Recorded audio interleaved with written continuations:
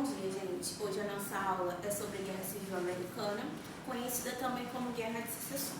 Mas antes de falar sobre a Guerra Civil Americana diretamente, a gente precisa retornar um pouquinho e pensar sobre a expansão para o oeste. Os Estados Unidos estavam avançando para o oeste e esses novos territórios estavam cheios de interesses, porque eles viam o oeste como um lugar de progresso. E aí isso daí começa a gerar interferências, porque havia interesses dos outros estados em relação a esse novo território. Por exemplo, os estados do norte, eles queriam industrializar essa região e também fazer outras mudanças. Enquanto os estados do sul, que era uma região mais agrária, elas queriam que essa região fosse lugares de lavoura, consequência disso, da continuidade à mão de obra escravizada. Só que aí, em relação a isso, a gente vai ter uma guerra, que é a Guerra Civil Americana, que ela se inicia no ano de 1861 e dura até 1865. Vamos lá por partes. As causas, como eu já dei essa introdução sobre a expansão no Oeste, né, os Estados Confederados, representados pelos Estados do Sul, versus os Estados da União, representados pelos Estados do Norte. Ou seja, havia conflito de interesse em relação a esses novos territórios do Oeste. Então, os Estados Confederados, eles queriam se separar da União, né, dos Estados Unidos, fundar um próprio Estado, por conta desse interesse em relação aos novos territórios. E eram contrários à abolição da escravidão e queriam a expansão da mão de obra, a permanência da mão de obra escravizada. Enquanto os estados do norte, eles já estavam se industrializando e a mão de obra lá já era assalariada. E aí, o que aflige, o que implica diretamente, o que é o estopim para essa guerra?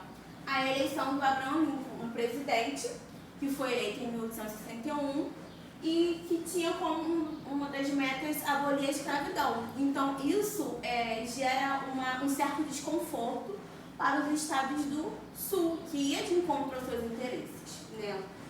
E aí, agora a gente vai passar um pouquinho para falar sobre as diferenças dentro desses estados, né?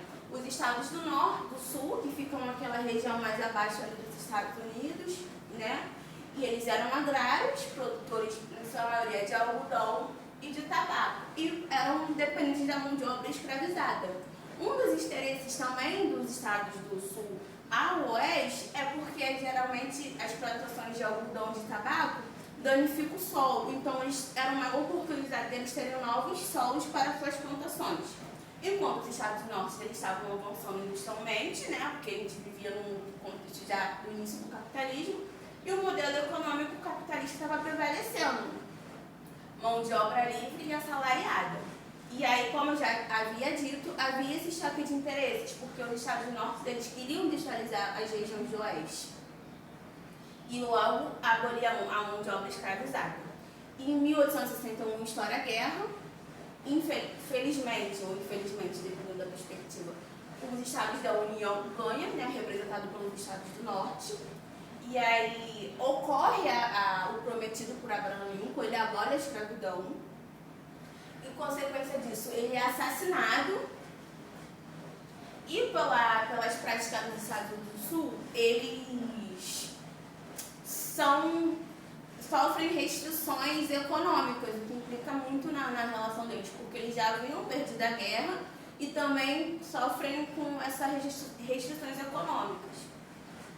E aí, o que gostaria, para exemplificar melhor, para um aprofundamento, é a indicação do filme Harriet, O Caminho da Liberdade, que narra a trajetória de uma ex-escravizada, Harriet Tubman. Ela era escravizada numa plantação de algodão, ela consegue fugir, consegue a sua liberdade, ela consegue sair de Maryland, que fica ao sul, e vai ao norte, lá ela se liberta.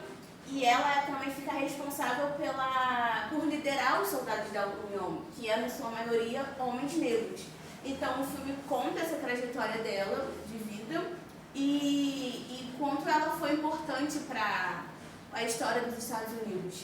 Inclusive, lá, como eles valorizam muito a memória histórica deles, tem estados que têm estátuas que representam a Harriet.